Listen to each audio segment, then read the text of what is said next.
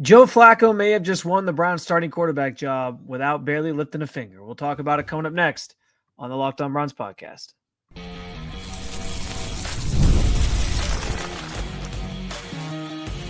You are Locked On Browns, your daily Cleveland Browns podcast.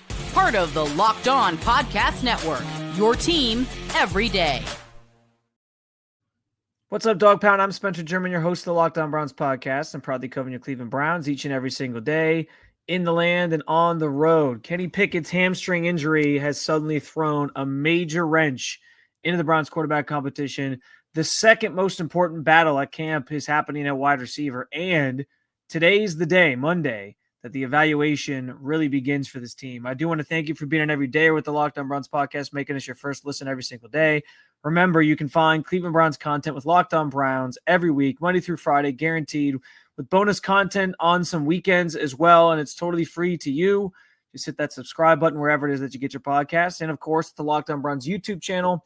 You can also get involved in the show by sharing your thoughts on anything we discussed today in the comments section. This is your team, so be part of the conversation every single day. And today's episode is brought to you by Game Time. Download the Game Time app, create an account, and use code LOCKEDONNFL for $20 off your first purchase. And of course, we got the news over the weekend. It came down Sunday afternoon that Kenny Pickett is dealing with a hamstring injury that he suffered late in the week of practice. What was weird about this popping up on our radar was that Kenny didn't seem like he was bothered by anything at practice the last couple of days leading up to Sunday when the news came down. We saw him actually taking like the last snaps. He threw a touchdown pass on the last snap of practice on Saturday where he sort of booted to his right and then found Blake Whiteheart for a touchdown on a really nice ball, actually. And you saw him sort of walking off, pumping his fist and excited. And then he was standing on the field after that. There's an extra period that some of the players participated in. It's a lot of rookies, a lot of lower end depth chart guys. I know Shedeur and Dillon Gabriel both took snaps during it, called the opportunity period. It's just kind of like an extra 11-on-11 session after practice to get some work in. And he was kind of standing out there watching. I don't believe he took any snaps. I had my back to the session for a little bit because I was listening to some of the press conferences. But like he was out there and it didn't seem like he was bothered by anything. So this must have been something that popped up sort of after practice and then transpired into Sunday, where we're now getting this report that he is dealing with a hamstring issue and that he'll have to be reevaluated after missing some practices and missing some time. There's some good news and bad news with this. The good news on the Kenny Pickett side is that it's early in camp. It was only 4 days in, so he has some time here to recover. The bad news is, of course, on two fronts. First, that hamstring issues, those soft tissue issues, are so unpredictable. You never know if they're going to be something that lingers or if it's going to be something that resolves itself in like a week's time, which is why it kind of sounds like they're going to shut him down for a little bit and then be week to week with his evaluation and where he's at and whether or not he's going to be ready to take the field again.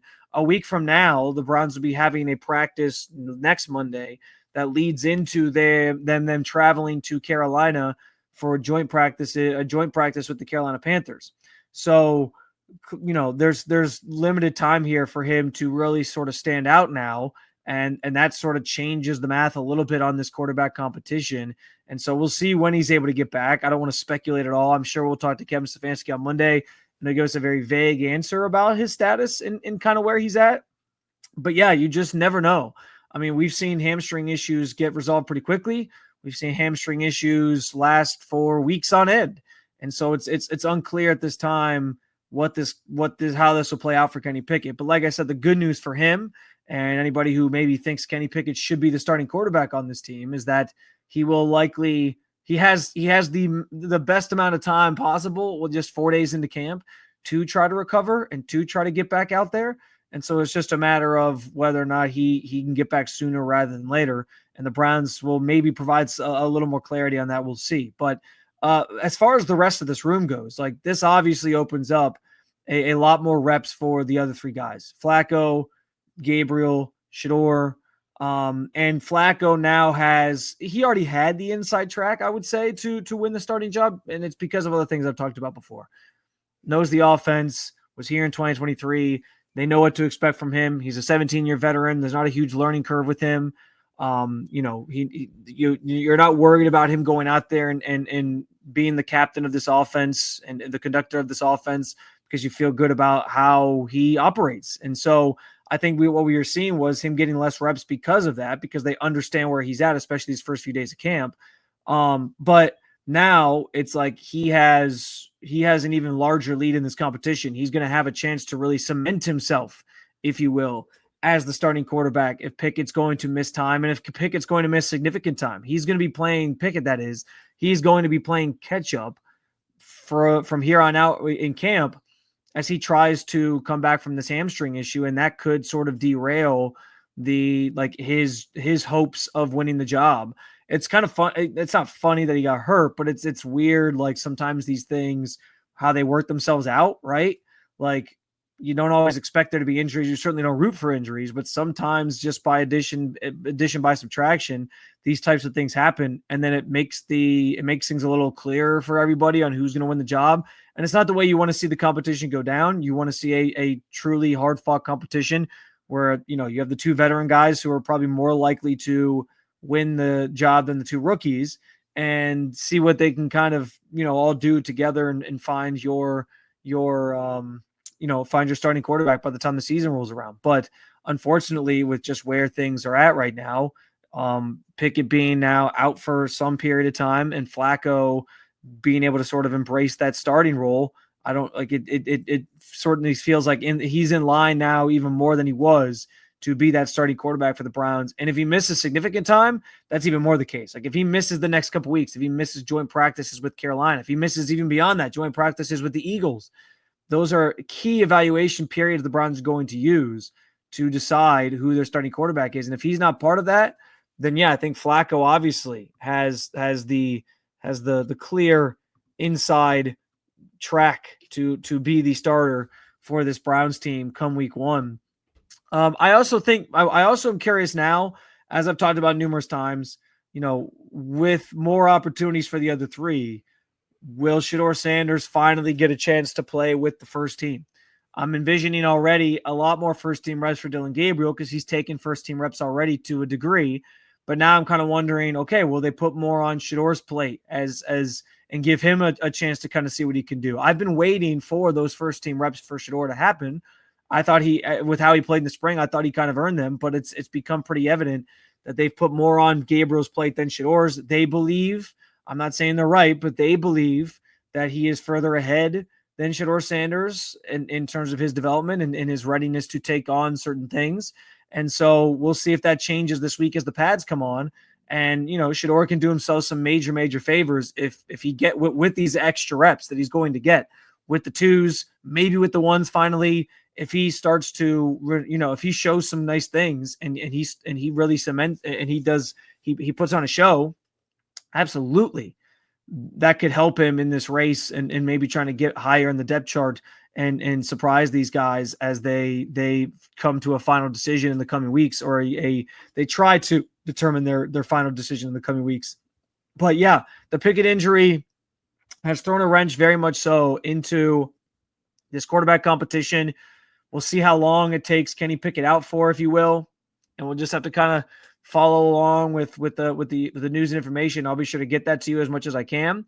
And beyond that, it sort of sets the tone for Flacco now to very much be in line to start for this team if Pickett is out for an extended period of time, but maybe even if he's out for a short period of time, because let's face it, like Flacco's the one guy who didn't have to pick things up with this offense or learn things in this offense. He knows what he's doing. And the other three, it's learning a new playbook and all that. Obviously 2 rookies, you're learning a lot because you're coming to the NFL for the first time. But even for Pickett, there was a lot of learning going on. And now he's going to have to sort of do that as a spectator rather than out on the field. The second biggest position battle behind quarterback is on the offensive side of the ball. It's at wide receiver. We'll talk about it coming up next on the Locked On Browns podcast. This episode is presented by Yahoo Fantasy. Football is nearly back. We're in training camp right now, which means fantasy football is back. Fire up the group chat, get your draft board ready, and buckle up for a season filled with breakouts, busts, and all the overreactions we live for. All the things that you love about fantasy football can be found at Yahoo Fantasy. Of the handful of fantasy leagues I participate in each year, my favorite one, hands down, is the league hosted via Yahoo Fantasy. This has been my longest standing league. It does help that the people in it, hyper competitive. The smack talk is elite, but the hosting platform can oftentimes make or break a fantasy experience for people, and Yahoo has mastered it. My friends and I are having a lot of fun playing Yahoo Fantasy. You should too, whether you're a first-timer or a veteran making your 1 millionth league. To celebrate 28 years of fantasy greatness, Yahoo Fantasy is dropping 28 big new features over 28 days, giving you more ways to play, more ways to draft, and more ways to win. It all begins August 4th. Stay tuned and get started by creating or joining a Yahoo Fantasy Football League at yahoofantasy.com/LockedOnNFL. That's yahoofantasy.com/LockedOnNFL. And let's make this fantasy season the best one yet.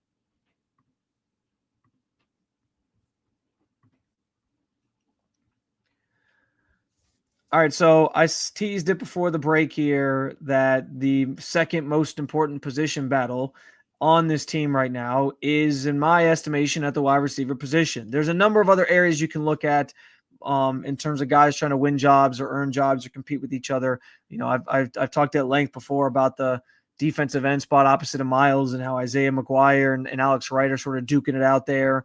And even Joe Tryon-Shoyinka, to a degree, is getting some rotation. But it's those top two guys that you're seeing most prominently out there. And I think Isaiah McGuire has actually gotten more of the first team reps than even the other two. So that's where that one kind of stands at this juncture. And we'll certainly talk more about that throughout training camp. But the wide receiver room is an interesting setup because I kind of went into camp expecting that Deontay Johnson is one of the more seasoned vets of this room, even though I understand the off the field, or I guess it was an on the field thing where he didn't enter the game last year and there's some questions there. Even understanding all that, I viewed him as maybe one of the next wide receivers in line behind Jerry Jeudy and Cedric Tillman. Like that he was going to be sort of more prominently involved with the ones, and that he'd be out there more frequently. But that just has not been the case. Even with him being one of the more experienced guys in this room, he hasn't been as prominently rotating in with the higher units, if you will. And so he appears lower on the depth chart, at least based on these first couple days, than I expected. DeAndre Carter and Jamari Thrash have been getting more first-team reps as I've noticed than what Deontay Johnson has. And I think that's pretty telling. This team knows that they don't have a lot of experience there. They know that that wide receiver is sort of a weakness for them, but they are riding it out with this group, and they are hoping and banking on some of these guys taking leaps. One of the biggest is Cedric Tillman, of course, and it does help when you understand and going into the season you're going to be doing a lot more 12 personnel, right? Which is why we've talked about Harold Fannin lining up in the slot a lot. Maybe you don't have to rely on so many receivers down the depth chart to help your offense, because you have other guys that can get involved via the tight end position. So that's an interesting sort of conversation and an interesting setup. But at the same time, you still need to have, like, wide receiver is such a valuable position in this league. You still need to have guys that can make plays for you and that you can rely on, because you're going to have to pass the football to win in this league. It's just the way it works. Like, I know they want to run the football and make that their bread and butter again, but they also need to have a complementary passing game. And so we'll see if that is something that sort of comes to fruition for them and how they set that up. But they're banking on a lot of guys taking leaps, which is why I say this is the second most important position battle happening on the field right now and at training camp, because they need guys to emerge. They need guys to step up. They need to see players already started taking those leaps, if you will, and becoming the players that they hope they can be as fixtures in this offense and contributors in this offense. There's a lot that they are sort of banking on. And so I think you've seen some of that. I think Jamari Thrash has sort of flashed in some moments and shown you some things, like he's improved. Cedric Tillman, he had the one day where he jumped up for a ball in the back of the end zone and kind of came down and had to leave the field. But then he was back out there on Saturday, and now the pads come on. You got to see how some of these guys like a Cedric Tillman can sort of hold up. And DeAndre Carter, when they signed him, I wasn't really banking on him being a major factor in the offensive side of things. We know he's a great returner, and we all expected he was going to be involved in that. But he's been really involved in the offensive part of this and running a lot of routes and catching a lot of passes. Like I said, he caught a touchdown from Dillon Gabriel on Saturday. So there are reasons to see them trying to utilize a lot of these different guys and see how it all kind of shakes out.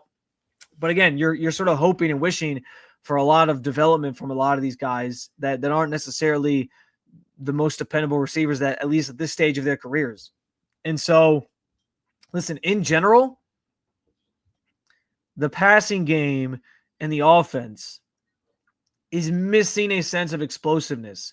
Listen, we're going to talk coming up about why things really, like the evaluation really starts when the pads come on. But at the same time, like these first couple days where it's been, just helmet and shoulder pads they had on Saturday, and it's not as physical. Those are the days the offense should be able to make some plays, right? And listen, this is also understanding like there's not, it's hard to block guys when you don't have full pads on and stuff too. And I've always said like the defense is ahead of the offense, but for the offense to be at this stage of the offseason not hitting any like bigger chunk plays and those being few and far between is also a little concerning, as I talked about over the weekend, because it speaks to the offense just not having, all the things that they maybe the weapons that they had hoped they had. And I think they know that. But it's they're asking a lot of guys to step up here. And so I am closely monitoring like who's up with who, with which groups, and who's catching the passes and who's making the plays, because this is an area that they might have to address before the season starts if they don't feel like they have that there's something missing, or there's an element missing from that group specifically. And it is a massively important group to prioritize, and they have to, start to see some progress there and see guys take those next steps, because frankly, again, there's a lot of unknowns. And that's why I think it's the most important group, like battle behind the quarterback position, because you're looking for answers. You are looking for players that you can count on and be dependable in this offense. And I just don't know that there's a lot of them in that room right now until they prove us otherwise. I will say this, Luke Floria has flashed early on in camp. He's looked really, really good. He's caught up passes from just about every quarterback. He seemed to have some nice chemistry with Dillon Gabriel because, they ran a lot together, especially like the threes or like these first couple days. And I know there was the touchdown pass Shedeur Sanders threw to him on, I think it was Saturday. So there's been some really nice tape from Luke Floria, the Kent State undrafted rookie that they brought in for rookie mini camp, and then they signed to the 90-man roster. And I'm fascinated to see if he can carve out a spot for himself on this roster. What's tough is like he's probably more of a practice squad guy. Like I would envision he probably ends up on the practice squad. They stash him. But what I find interesting about it is, listen, I said it, like a very inexperienced group. So if there's one room where you feel like maybe somebody can sneak in or sneak on the roster, the 53, when it's all said and done, because they had a better camp than maybe somebody else, it's that room. So I'm not ruling out that Floria makes the 53, but ultimately I would guess or estimate that he ends up as a practice squad guy when it's all said and done. But he's had a really good camp so far. He's been one of the bigger playmakers in this group, and I think the Browns are looking for more, which is why that position group is such a valuable one to be watching right now, and why it stands for me to be the second most important battle kind of happening and playing out in Berea this week and during training camp, because you need a lot of answers there and you need them fast. Monday today starts the real evaluation of these guys, and I'll tell you why. Coming up next on the Locked On Browns podcast.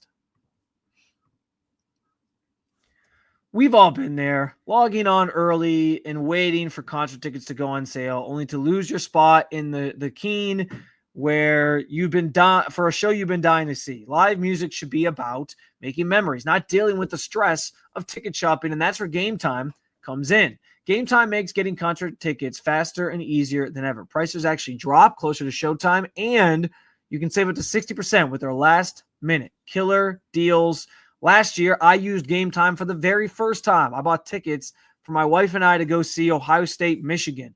Game we've always wanted to go to. It was, we were so excited about it. And obviously the results of the game with Michigan winning for the fourth straight year was unfortunate, but we do get to say we saw the eventual national champions in person. And with the transparent pricing and panoramic sea views, Game Time instantly from that experience became my go-to app for buying tickets. Take the guesswork out of buying concert tickets or show tickets with Game Time. Download the Game Time app, create an account, and use code LOCKEDONNFL for $20 off your first purchase. Terms apply again. Create an account, redeem code LOCKEDONNFL for $20 off. Download the Game Time app today. Last minute tickets, lowest prices, guaranteed.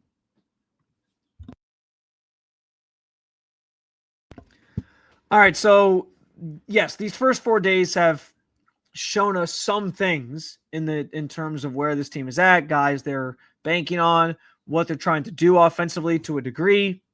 But the real evaluation starts today. It starts on Monday. And the reason I say that is, as I've talked about, the pads are coming up. Like, it's one thing to evaluate guys when they're in helmets and jerseys and even shoulder pads and helmets, and they're out there running around doing some things. But we know, like, there's only so much you can do, and there's only so much you can glean from, like, the offensive line versus the defensive line when they don't have full pads on. They're not really, like, going at each other. There's only so much you can glean from a player who knows he's not going to actually get tackled, right? Or who has to make a tackle. Like, I can't tell you the number of times as we've watched these plays sort of go down. Sometimes it's like a sack on the quarterback. And no, they won't actually sack the quarterback even with full pads on, but they'll blow plays dead, understanding like, okay, this would have been a sack in this instance, and they'll kind of call it. These first 4 days, it's been like, well, we think that would have been a sack, but could Kenny Pickett have gotten his way out of it? Could Shedeur Sanders have weaseled his way out of this one? Like, there's always those questions in that gray area. Now that goes away. So you'll know, like, okay, he sacked. Or, okay, there was a play I counted as a touchdown where Joe Flacco threw an out route to Jerry Jeudy, and he was like 2 yards shy of the end zone, and there was a corner sort of coming down from the top to tackle him, maybe short of the goal line, and he was able to sort of turn up field real quick with the 2 yards along the sideline and get the ball in. But we all kind of said, like, maybe he would have been short. I was being generous and gave him the touchdown, but it was a close play. Now we'll know. Did he get stopped short? Did he score? So those things matter. Once the pads come on is when the real evaluation can start for these guys. This is across the board. Each position group, each player, each team. Those are the moments where you start to get a better sense of who can play at this level and who can't.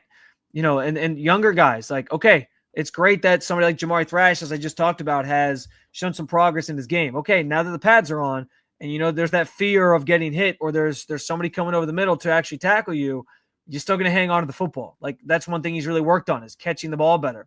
So I'm fascinated to see, as everybody should be, how that all kind of looks once the full pads are on and these guys are really like hitting each other for real. And it's going to be sort of this fascinating revelation to decide and find out, what the starters are really going to look like. Now, I think most of those jobs are sort of sorted out. But again, you kind of learn some new things once the pads go on. And so this is an exciting time for training camp because that starts today. And there are rules in the NFLPA. You're only you can't practice 3 straight days in full pads. So they practice Monday, Tuesday, Wednesday. At least one of those days will not be in full pads. And I'm sure they'll have at least 2 of those 3 in full pads. And then they practice again coming up on Friday, leading into the weekend. So they'll have another sort of round of practices to get through. And then the pads will obviously be on when they practice against the Panthers next week for their joint practices. And that's where an even deeper evaluation can happen, because they love using those to find out what they have in certain players and who their starters are going to be and really sorting things out. But yeah, this is like the pivotal start of camp. Like, whatever stats you've seen online, and I know I've shared some, I know others have shared plenty of them. And we sort of log these things and just try to get a sense of where things are at. And I want to be clear too, when it comes to the quarterback competition specifically, because I got asked the other day, like, do people really care about this when it comes to like these stats and numbers of training camp? And I like to think that they do, or that you do. And for me, it's less about like the results all the time this time of year. until you get to joint practices and things. And it's more about the rep share and the rep count and how many guys are taking snaps with which team and how many guys are getting reps in each drill, whether it's 7-on-7s, whether it's 11-on-11s. Like, what does all that stuff look like? How many reps are they taking? How many snaps do they have? And you count all those things up and you kind of get a better picture of like, all right, here's how they are here's how many opportunities are given to each of these guys, and here's how it all sort of shakes out. I think that's what's valuable, especially at this time of year, as we're trying to decide who the starting quarterback is going to be, what that's going to look like in general, who's ahead of who. It's a lot about who's getting the most reps. And right now, I think Flacco's actually gotten some of the least reps, as we talked about, because I think they don't need to see Joe Flacco this time of year. It's the other three who are getting acclimated to either the NFL and the Browns or just the Browns offense and what they want to do with Pickett. And so, I think by design, they haven't had to give him as many reps, but I think that changes this week, especially with Pickett now dealing with the hamstring issue. You're going to see a lot more Flacco, especially with the ones. And, we know what Flacco can do when the pads are on. We know he's not going to be, afraid of those, the hits or the guys bearing down on him or any of that. But it's about the rest of the roster and also, the two young rookie quarterbacks as well, being able to show you what they can do as the bullets really start flying here. No, they won't be getting tackled, but, knowing that there's more intensity brought because the pads are on, this is where the real evaluation can start. So whatever the stats have been, whatever the numbers have been, we can throw them out from the first week. Not totally like the rep shares and things. I think that stuff has mattered, but throw most of that stuff out, and the real evaluation is starting today on Monday with pads coming on and things getting turned up a notch. Another episode down with you, Dog Pound. Thank you for joining me as always to talk about your favorite football team. We got plenty more to come this week. A lot of training camp practices on the horizon, including the next 3 days in a row. So we'll recap it all. We'll talk about it with you. Hit that subscribe button. Make Locked On Browns your first listen every day. And for your second listen, you can check out Locked On Bets, where betting experts Lee Sterling and Kevin Rogers have daily MLB locks that you can't miss football futures. Or, as always, you can keep it local. Check out Locked On Cavs or Locked On Guardians. Thank you for being on every day at the Locked On Podcast Network. I'll talk to you again real soon, Cleveland. See ya.